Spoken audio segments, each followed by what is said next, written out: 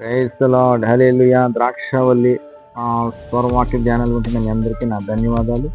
రండి, నేటి వాక్య ధ్యానాంశాన్ని మనం ధ్యానం చేసుకుందాం. సామెతల గ్రంథం 18 అధ్యాయం 6-7 వచనాలు 10 వచనం వరకు నేను చదువుతున్నాను, గమనించండి. బుద్ధిహీనుని పెదవులు కలహమునకు సిద్ధముగానున్నవి, దెబ్బలు కావాలని వాడు కేకలు వేయును. బుద్ధిహీనుని నోరు వానికి నాశనం తెచ్చును, వాని పెదవులు వాని ప్రాణమునకు ఉరి తెచ్చును. Praise the lord. యేసయ్య నామం గణపరచబడును గాక.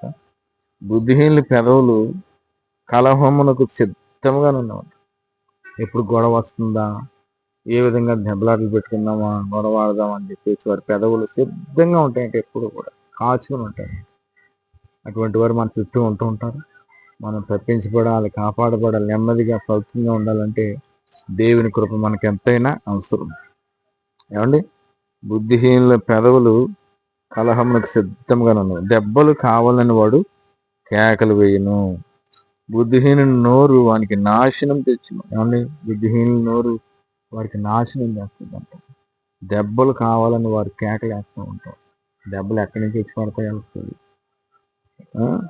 వాని పెదవులు వాని ప్రాణమునకు ఉరి తెచ్చును. చూసారండి, వారి పెదవులే వారి ప్రాణానికి ఉరి. ఎలా వస్తుంది ఉరి అని అంటే, వారి పెదవుల ద్వారా వచ్చే మాటల వలన వారికి తెలియకుండానే ఉరి వచ్చి బిగుసుకుంటూ ఉంటారు. కనుక అటువంటి వారు ఎంతమంది మన చుట్టూ ఉన్నా, కలహమునకు దూరంగా నుండిట నరులకు ఘనత, మూర్ఖుడైన ప్రతివాడు పోరునే కోరుకున్నాడు.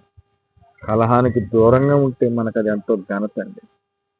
మూర్ఖంగా ఉండేవారు ఎప్పుడు పోరునే కోరుకుంటుంటారు, గొడవలు అసమాధానాన్ని కోరుకుని ఉంటారు. కనుక అటు వారికి మనం దూరంగా ఉండి నెమ్మదిగా సౌఖ్యంగా జీవిందాం.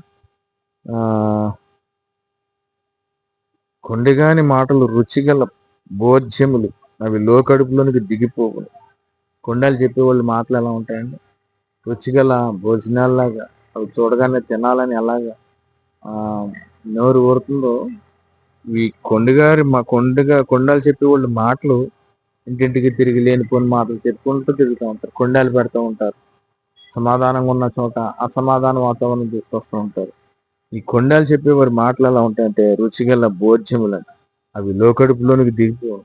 రుచిగల పదార్థాలు కడుపులోకి ఎలా వెళ్ళిపోతాయో, ఈ కొండలు చెప్పేవాళ్ళ మాటలు కూడా లోకడుపులోనికి దిగిపోతాయంట. వివాదాలు నగరు తలుపుల అడ్డగడియలంత స్థిరములు. వివాదాలకి, కొండలు చెప్పేవాళ్ళకి మనం దూరంగా ఉండాలని లేఖనం తెలియజేస్తుంది. సామెతల గ్రంథం 18 అధ్యాయం 10 వచనం నేను చదువుతున్నాను. యెహోవా నామం బలమైన దుర్గం, నీతిమంతుడు అందులోనికి పరిగెత్తుకుని వచ్చి సురక్షితముగా నివసించును. కలహానికి, కొండాలకి, గొడవలకి, అసమాధానానికి దూరంగా ఉందాం. మన దేవుని నామం బలమైన దుర్గం అండి. నీతిమంతులు అందులోనికి పరిగెత్తుకుని వచ్చి సురక్షితంగా నివసిస్తారు.